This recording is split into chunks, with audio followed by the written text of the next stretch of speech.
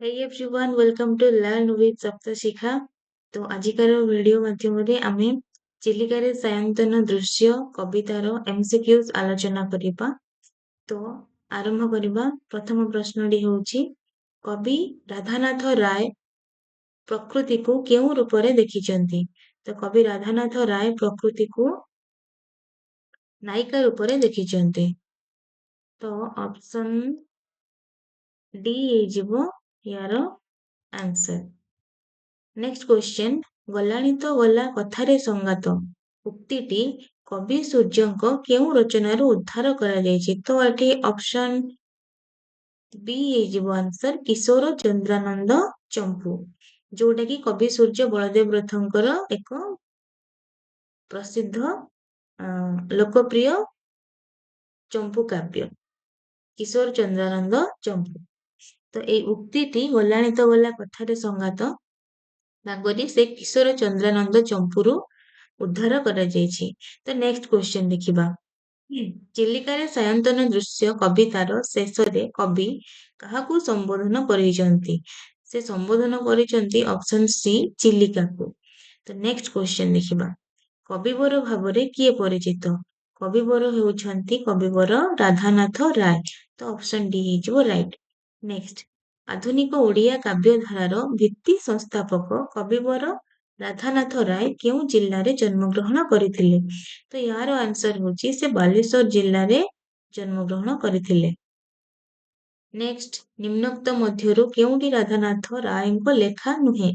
ତ ତାଙ୍କ ଯୋଉଟା ଲେଖା ନୁହେଁ ସେଇଟା ହଉଛି ଅପସନ ଡି, ଇନ୍ଦୁମତୀ।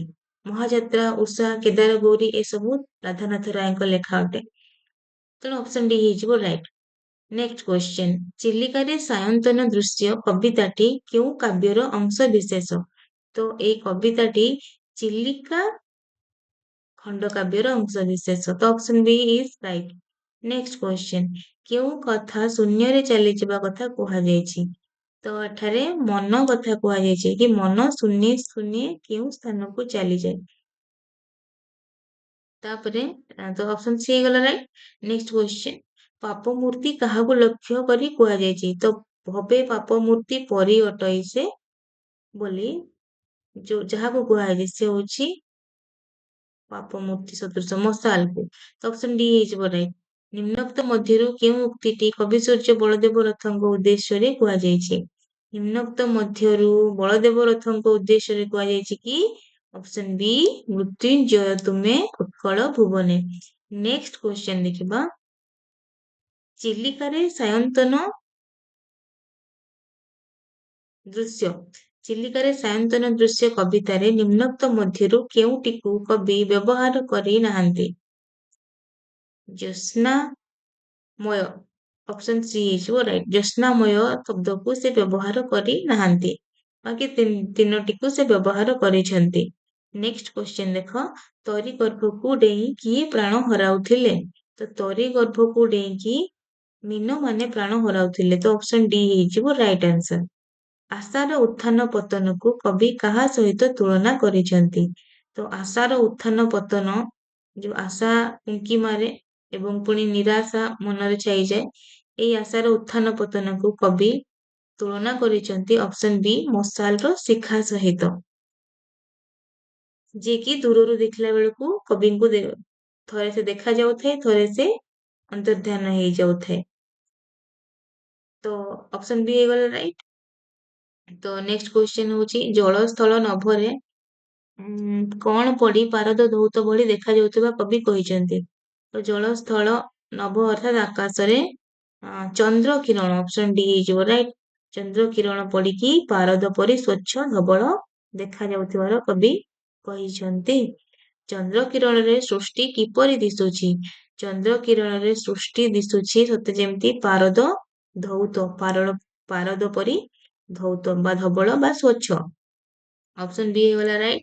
ନେକ୍ସଟ ହଉଛି, ସର୍ପମଣ୍ଡିତ ଶିବଙ୍କ ସହିତ କବି କାହାକୁ ତୁଳନା କରିଛନ୍ତି? ତ ସର୍ପମଣ୍ଡିତ ଶିବଙ୍କ ସହିତ କବି ତୁଳନା କରିଛନ୍ତି ଚିଲିକାର ବନଭୂମିକୁ। ଅପସନ ସି ହେଇଯିବ ରାଇଟ। ନେକ୍ସଟ କ୍ୱେଶ୍ଚନ, ନିଶିଥିନୀର ପ୍ରଭାବକୁ କିଏ ପ୍ରଚାର କରୁଛି? ନିଶିଥିନୀ କହିଲେ ରାତ୍ରି, ରାତ୍ରିର ପ୍ରଭାବକୁ ପ୍ରଚାର କରୁଛି ବୋଲି ଆମେ ପଢିଛନ୍ତି କି ଝରଣାର ନାଦ ଏବଂ ଝିଙ୍କାରୀର ଝଙ୍କାର। ତ ଏଠି ଅପସନ ଏ ହେଇଯିବ ରାଇଟ୍। ନେକ୍ସଟ କ୍ୱେଶ୍ଚନ, ଝିଙ୍କାରୀର ଝଙ୍କାର କଣ ପ୍ରଚାର କରେ? ଝିଙ୍କାରୀର ଝଙ୍କାର ପ୍ରଚାର କରୁଛି ଯେ ବର୍ତ୍ତମାନ ରାତ୍ରି ଆସିଗଲାଣି, ନିଶିଥିନୀର ପ୍ରଭାବକୁ ସେ ପ୍ରଚାର କରୁଛି। ନେକ୍ସଟ କ୍ୱେଶ୍ଚନ ଦେଖିବା। ନେକ୍ସଟ କ୍ୱେଶ୍ଚନ ହଉଛି ଆମର କି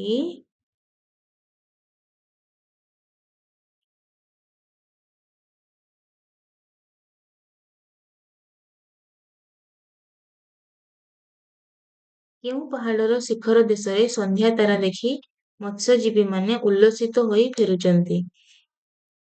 ତ ଏ ପ୍ରଶ୍ନର ଆନ୍ସର ହେଇଯିବ କଣ? ଅପସନ ଡି, ଭାଲେରୀ ପାହାଡ ଶିଖରରେ ସେମାନେ ସନ୍ଧ୍ୟା ତାରା ଦେଖିକି ଉଲ୍ଲସିତ ହେଇକି ଫେରୁଛନ୍ତି। କେଉଁ କବିଙ୍କୁ କବି ସୂର୍ଯ୍ୟ ବୋଲି କୁହାଯାଏ? ତ କବି ସୂର୍ଯ୍ୟ ହଉଛନ୍ତି ବଳଦେବ ରଥ। ଅପସନ ସି ହେଇଯିବ right. Option C. Next question, ନାବିକ କଣ୍ଠରେ କେଉଁ ସଙ୍ଗୀତ ଶୁଣା ଯାଉଥିଲା? ନାବିକ ଯୋଉମାନେ କି ନିଜର ନାବ ନେଇକି ଫେରୁଥିଲେ ଘରକୁ, ତ ସେମାନେ ଯୋଉ ସଙ୍ଗୀତ ଗାଉଥିଲେ, ତାଙ୍କ କଣ୍ଠରେ ଯୋଉ ସଙ୍ଗୀତ ଶୁଣା ଯାଉଥିଲା ତାଙ୍କ କଣ୍ଠରୁ, ସେଇଟା ହଉଛି କିଶୋର ଚନ୍ଦ୍ରାନନ୍ଦ ଚମ୍ପୁ, ବଳଦେବ ରଥଙ୍କ ଗୀତାମୃତ। ତ ଅପସନ ଡି ହେଇଗଲା କରେକ୍ଟ। ନେକ୍ସଟ କ୍ୱେଶ୍ଚନ ହଉଛି କିଶୋର ଚନ୍ଦ୍ରାନନ୍ଦ ଚମ୍ପୁର ଲେଖକ କିଏ? ତ କିଶୋର ଚନ୍ଦ୍ରାନନ୍ଦ ଚମ୍ପୁର ଲେଖକ ହଉଛନ୍ତି କବି ସୂର୍ଯ୍ୟ ବଳଦେବ ରଥ। ତ ଅପସନ ସି ହେଇଯିବ କରେକ୍ଟ। ହ୍ରଦର ନୀଳ ବକ୍ଷରେ କିଏ ଅଧିଷ୍ଠାନ କରୁଥିଲା? ତ ହ୍ରଦର ନୀଳ ବକ୍ଷରେ ଗୀତର ତାନ, ଯୋଉ ନାବିକ ମାନେ ଯୋଉ ତାଙ୍କ କଣ୍ଠରେ ଯୋଉ କବି ସୂର୍ଯ୍ୟ ବଳଦେବ ରଥଙ୍କ ଗୀତାମୃତ ସେମାନେ ଗାନ କରୁଥିଲେ, ସେଇ ଗୀତର ତାନ ହିଁ ହ୍ରଦର ନୀଳ ବକ୍ଷରେ ଅଧିଷ୍ଠାନ ବା ଅବସ୍ଥିତ ହଉଥିଲା। ଅପସନ ଏ ହେଇଗଲା କରେକ୍ଟ। ନେକ୍ସଟ କ୍ୱେଶ୍ଚନ ହଉଛି ଭାଲେରୀ ଶିଖରେ ସନ୍ଧ୍ୟା ତାରା ଦେଖି ଆସନ୍ତି ପଟିକା ମହଲ୍ଲା ସେ ଟେକି, ଏଇ ପଦରେ କବି କେଉଁମାନଙ୍କୁ ଉଲ୍ଲସିତ ହେବାର ଦେଖିଛନ୍ତି? ତ ସେ ଯେ ମୀନଜୀବୀ ମାନେ ଯାଇଥିଲେ ସେମାନଙ୍କୁ ହିଁ ଉଲ୍ଲସିତ ହେବାର ସେ ଦେଖିଛନ୍ତି। ଚୌଦିଗରେ କେଉଁମାନେ ହସୁଥିଲେ? ଚୌଦିଗରେ ହସୁଥିଲେ ଦିଗଙ୍ଗନା ବା ଦିଗପାଳିକା ଦେବୀ। ଅପସନ ସି ହେଇଯିବ ରାଇଟ୍। କେଉଁ ସଙ୍ଗୀତ ଭାବାନ୍ତର ସୃଷ୍ଟି କରୁଥିଲା? ତ ସଙ୍ଗୀତ ଭାବାନ୍ତର ସୃଷ୍ଟି କରୁଥିଲା, ନିଜ ଭାବନାରୁ ସେମାନେ ବିଚ୍ୟୁତ ହେଇଯାଉଥିଲେ, ଅନ୍ତର ହେଇଯାଉଥିଲେ ମତ୍ସ୍ୟଜୀବୀ ମାନେ। ତ ସଙ୍ଗୀତ ଥିଲା ଗଲାଣି ତ ଗଲା କଥାରେ ସଙ୍ଗାତ, କବି ସୂର୍ଯ୍ୟ ବଳଦେବ ରଥଙ୍କ ଗୀତାମୃତ। ଅପସନ ଏ ହେଇଯିବ ରାଇଟ୍। ନେକ୍ସଟ ହଉଛି କିଏ ଲୀଳା ରଚନା କରୁଥିଲେ? ତ ଲୀଳା ରଚନା କରୁଛନ୍ତି କିଏ? ନା ଦେବୀ ବାଗୀଶ୍ୱରୀ ବା ମା ସରସ୍ୱତୀ। ଅପସନ ସି ହେଇଯିବ କରେକ୍ଟ ଆନ୍ସର। ନେକ୍ସଟ ହଉଛି କାହାକୁ ଓଡିଆ ସାହିତ୍ୟର ଆଧୁନିକ ଯୁଗର ସ୍ରଷ୍ଟା ବୋଲି କୁହନ୍ତି? ତ ସିଏ ଆଉ କେହି ନୁହନ୍ତି, ସିଏ ହଉଛନ୍ତି କବିବର ରାଧାନାଥ ରାୟ। ତ ଅପସନ ବି ହେଇଯିବ କରେକ୍ଟ ଆନ୍ସର। ନେକ୍ସଟ କ୍ୱେଶ୍ଚନ ଦେଖ, ମୀନଜୀବୀଙ୍କ ସହିତ ନାଆର ଚିତ୍ର କିପରି ଦିଶୁଥିଲା? ତ ଯୋଉ ମୀନଜୀବୀ ମାନେ ଫେରୁଥିଲେ ତାଙ୍କ ସହିତ ସେ ଯୋଉ ସେମାନେ ନାଁ ନେଇକି ଫେରୁଥିଲେ, ନାଁ ବା ଡଙ୍ଗା ନେଇକି ଫେରୁଥିଲେ, ସେ ଚିତ୍ର କେମିତି ଦେଖା ଯାଉଥିଲା? ଛାୟା ଆକାରର ଦେଖାଯାଉଥିଲା। ପ୍ରାଚୀ ମୂଳ ଏବେ ମୀନଜୀବୀ ନାବେ, ଛାୟାକାରେ ଚିତ୍ର ଦିଶେ ଠାବେ ଠାବେ। ତ ଏଠାରେ ଅପସନ ସି ହେଇଯିବ କରେକ୍ଟ ଆନ୍ସର। ମତ୍ସ୍ୟଜୀବୀ ମାନେ କେଉଁଠାରେ ମାଛ ସଂଗ୍ରହ କରୁଥିଲେ? ତ ମତ୍ସ୍ୟଜୀବୀ ମାନେ ମାଛ ସଂଗ୍ରହ କରୁଥିଲେ ସମୁଦ୍ର ମୁହାଣରେ। ଅପସନ ବି ହେଇଯିବ ରାଇଟ୍। ଭାଲେରୀ ଶିଖରେ କଣ ଦେଖି ନାବିକ ମାନେ ଘରକୁ ବାହୁଡୁଥିଲେ ଅର୍ଥାତ୍ ଫେରି ଆସୁଥିଲେ? ଭାଲେରୀ ଶିଖରରେ ସେମାନେ ସନ୍ଧ୍ୟା ତାରାକୁ ଦେଖିଲେ। ଅପସନ ବି ହେଇଯିବ କରେକ୍ଟ ଆନ୍ସର। ତାକୁ ଦେଖିକି ସେମାନେ ଘରକୁ ଫେରି ଆସୁଥିଲେ। ମହା ଉଲ୍ଲାସରେ ନାବିକ ମାନେ ନାଁକୁ କିପରି ଚଳାଇ ଆସୁଥିଲେ? କିପରି ଚଳାଇ ଆସୁଥିଲେ? ନା ସେମାନେ ପାଲ ଟେକିକି ଆସୁଥିଲେ। ଅପସନ ଏ ହେଇଯିବ କରେକ୍ଟ ଆନ୍ସର। କି ଆସନ୍ତି ପଟିକା ମହଲ୍ଲା ସେ ଟେକି, ଆମେ ସେଇ ପଦ୍ୟାଂଶରୁ ଜାଣିପାରୁଛେ ସେମାନେ ପାଲ ଟେକିକି ମହା ଆନନ୍ଦରେ ଫେରୁଥିଲେ। ଜଳସ୍ଥଳ ନଭ କେଉଁଥିରେ ପରିପ୍ଲୁତ ହୋଇଥିଲା? ତ ଜଳସ୍ଥଳ ନଭ ପରିପ୍ଲୁତ ହେଇଥିଲା ଜ୍ୟୋତ୍ସ୍ନାରେ, ଜ୍ୟୋତ୍ସ୍ନା ପରିପ୍ଲୁତ ହୋଇଥିଲା ଚନ୍ଦ୍ର କିରଣରେ।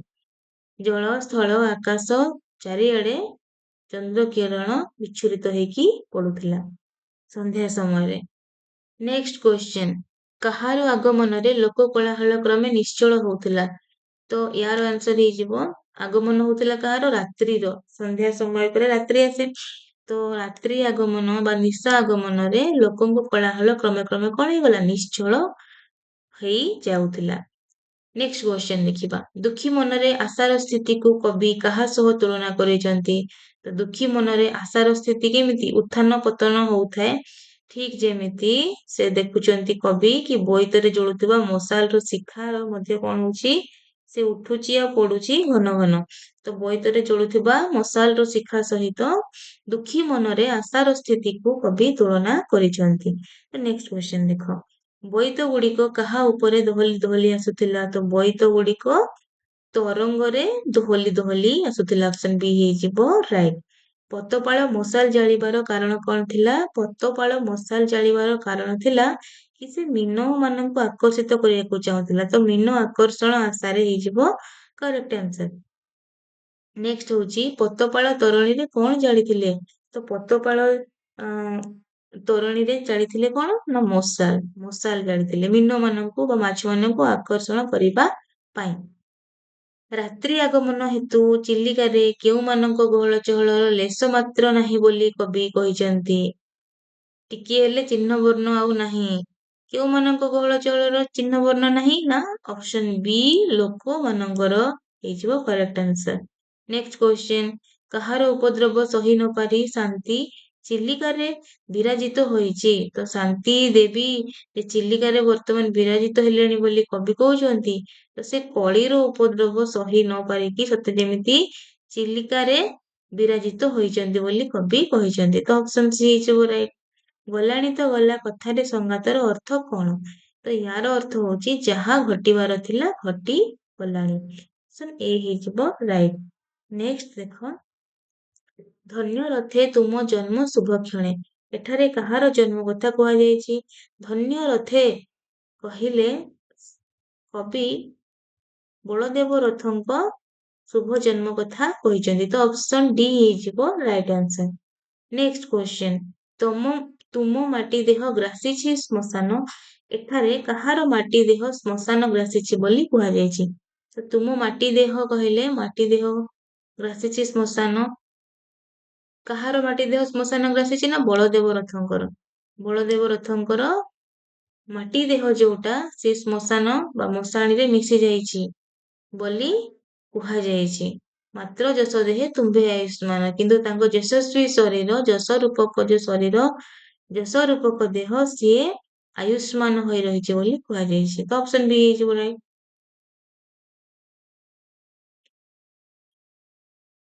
नेक्स्ट देखो भवे पाप मूर्ति परे अटइसे भवे पाप मूर्ति परे अटइसे एठारे पाप मूर्ति सहित काहाकु तुलना कराइछि पापर मूर्ति सदृश तुलना कराइछि मशाल को भवे पाप मूर्ति परे अटइसे स्पर्शे मारात्मक रूपे रम्य दिसे एमिति किछि कुहा ହେଇछि तो यार आंसर होछि ऑप्शन बी मशाल। चिलिकारे केउ गुड़िक टिकिए देखा देई पुणी लुचि जाउचंती तो चिलिकारे टिकिए देखा देई पुणी लुचि जाउचंती से होचंती ऑप्शन ए ହେଇଯିବ राइट आंसर फेरुथिबा बोईत गुड़िक देखा जाउचंती पुणी लुचि जाउचंती। नेक्स्ट क्वेश्चन केउ मानक मनरे आशार उत्थान पतन हुए तो यार आंसर ହେଇଯିବ दुखी मने आशा उत्थान पतन प्राय शिखा उठे पड़े घन घन तो ऑप्शन डी ହେଇଗଲା करेक्ट आंसर।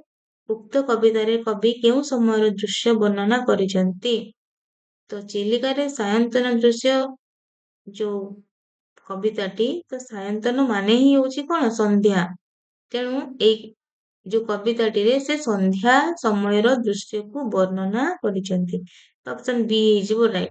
ज्योत्स्ना विधौत सृष्टि कविंको किपरि प्रतीत होइछि ज्योत्स्ना विधौत सृष्टि कविंको एपरि प्रतीत होउछि सते जेमिति से देखुचंदी पारद परि स्वच्छ बा धवल पारद धौत ऑप्शन ए ହେଇଯିବ राइट आंसर। नेक्स्ट क्वेश्चन देखो कि पठित कविता चिलिकारे सायंतन दृश्य रे केउटी प्रकाशित होई नाही कविवरंक गीतामृत स्मरण कविवर राधानाथ राय किंतु गीतामृत होची काହାର कवि सूर्य बलदेव रथंकर तो यही ऑप्शन टा हेबो करेक्ट आंसर। कवि बरଙ୍କ गीतामृत स्मरण प्रकाशित होई नाही ଆଉ ବାକି ପ୍ରକାଶିତ ହେଇଛି। କବିଙ୍କ ସୌନ୍ଦର୍ଯ୍ୟ ଚିତ୍ତବୃତ୍ତି ଜଣା ପଡୁଛି। ଜାତୀୟ ଭାବନାର ଉଦ୍ବେଳନ ମଧ୍ୟ ପ୍ରକାଶିତ ହେଇଛି। ଜୀବନ ପ୍ରତି ଶାଶ୍ୱତ ବାର୍ତ୍ତା ମଧ୍ୟ ପ୍ରକାଶିତ ହୋଇଛି। ତ ଅପସନ ଏ ହେବ ଏ ପ୍ରଶ୍ନର ଆନ୍ସର। ତ ନେକ୍ସଟ କ୍ୱେଶ୍ଚନ, ସାୟନ୍ତନ ଶବ୍ଦର ଅର୍ଥ କଣ? ସାୟନ୍ତନ ଶବ୍ଦର ଅର୍ଥ ହଉଛି ପିଲାମାନେ ସନ୍ଧ୍ୟା, ଆମେ ଜାଣିଛେ। ତ ଅପସନ ଡି ହେଇଗଲା ରାଇଟ। କେଉଁଠି କବିବର ରାଧାନାଥ ରାୟଙ୍କ ଅନୁଦିତ କୃତି, ଅନୁଦିତ ସେ ଅନୁବାଦ କରିଛନ୍ତି, ଅପସନ ଡି ହେଇଯିବ ରାଇଟ, ତୁଳସୀ ସ୍ତବକ। ନେକ୍ସଟ କ୍ୱେଶ୍ଚନ, ଚିଲିକା ଖଣ୍ଡ କାବ୍ୟରେ କବିବର କାହାକୁ ନାୟିକା ରୂପେ ଚିତ୍ରଣ କରିଛନ୍ତି? କବିବର ଏଠି ଚିଲିକାକୁ ନା ପ୍ରକୃତିକୁ ସେ ନାୟିକା ରୂପରେ ଚିତ୍ରଣ କରିଛନ୍ତି। ତ ଅପସନ ବି ହେଇଯିବ ରାଇଟ। ନିମ୍ନଲିଖିତ କାବ୍ୟକୃତି ମଧ୍ୟରୁ କେଉଁଟି ରାଧାନାଥଙ୍କର ନୁହେଁ? ରାଧାନାଥଙ୍କର ନୁହେଁ କେଉଁଟି? ନନ୍ଦିକେଶ୍ୱରୀ, ଚନ୍ଦ୍ରଭାଗା, କେଦାରଗୌରୀ ତାଙ୍କର ଅଟେ, ଇନ୍ଦୁମତୀ ତାଙ୍କର ନୁହେଁ। ଚିଲିକା କେଉଁ ଧରଣର କାବ୍ୟ? ଚିଲିକା ହଉଛି ଏକ ପ୍ରକୃତି ନା ଖଣ୍ଡ କାବ୍ୟ। ଅପସନ ସି ହେଇଯିବ ରାଇଟ। ଚିଲିକା ହଉଛି ଏକ ଖଣ୍ଡ କାବ୍ୟ। ନଦୀ ବା ସମୁଦ୍ର ମଧ୍ୟକୁ ପଶି ଯାଇଥିବା ସ୍ଥଳଭାଗକୁ କଣ କହନ୍ତି? ତାକୁ କୁହନ୍ତି ନାସି, ଯୋଉଟା ସମୁଦ୍ର ଭିତରକୁ ପଶି ଯାଇଥାଏ ସ୍ଥଳଭାଗଟା।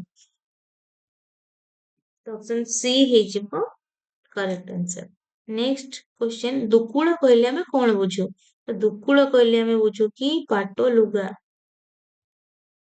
ଦୁକୁଳ ବାସିନୀ ବୋଲି ଦିଗଙ୍ଗନା ଦିଗପାଳିକା ଦେବୀଙ୍କୁ କବିତାରେ କୁହାଯାଇଛି।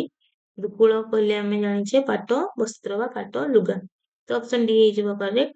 ବାଗୀଶ୍ୱରୀ କେଉଁ ଦେବୀଙ୍କର ଅନ୍ୟ ନାମ? ବାଗୀଶ୍ୱରୀ ହଉଛି ମା ସରସ୍ୱତୀଙ୍କର ଅନ୍ୟ ନାମ। ତ ଅପସନ ଏ ହେଇଯିବ ରାଇଟ ଆନ୍ସର। ପୃଥିବୀରେ ପାପ ମୂର୍ତ୍ତି ରମ୍ୟ ଦିଶିଲେ ମଧ୍ୟ ତାକୁ ସ୍ପର୍ଶ କଲେ କଣ ହେଇଥାଏ? ଭବ୍ୟ ପାପ ମୂର୍ତ୍ତି ପରି ଅଟଇ ସେ, ସ୍ପର୍ଶେ ମାରାତ୍ମକ ରୂପେ ରମ୍ୟ ଦିଶେ। ଅପସନ ବି ହେଇଯିବ କରେକ୍ଟ ଆନ୍ସର। ପୃଥିବୀରେ ପାପ ମୂର୍ତ୍ତି ରମ୍ୟ ଦିଶିଲେ ମଧ୍ୟ ତାକୁ ସ୍ପର୍ଶ କଲେ ମାରାତ୍ମକ ହୋଇଥାଏ। ନେକ୍ସଟ କ୍ୱେଶ୍ଚନ, ମୀନଜୀବୀ ମାନଙ୍କ କଣ୍ଠରୁ କବି ସୂର୍ଯ୍ୟଙ୍କ ଗୀତକୁ କିଏ ଦୂରରୁ ବୋହି ଆଣୁଥିଲା? ତ ଯିଏ ଦୂରରୁ ବୋହି ଆଣୁଥିଲା ସିଏ ଚିଲିକା ମାରୁତ। ଅପସନ ବି ଚିଲିକାର ପବନ।